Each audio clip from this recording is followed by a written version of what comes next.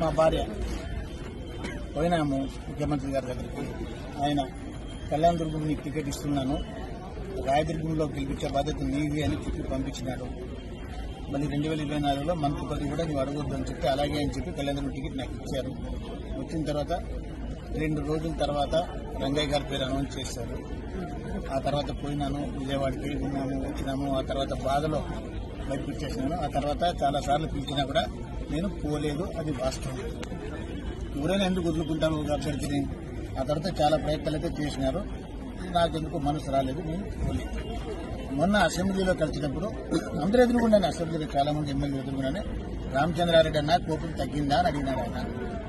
నేను నవ్వులు ఊరుకున్నా. అప్పుడు కాఫీ తాగిపోనా అని చెప్పి పిలిచినాడు. ఆ తర్వాత మళ్ళీ ఢిల్లీ వెళ్తున్నా, వచ్చిన తర్వాత ఫోన్ చేస్తాను రమ్మని చెప్పినాడు. ఆ తర్వాత వాళ్ళు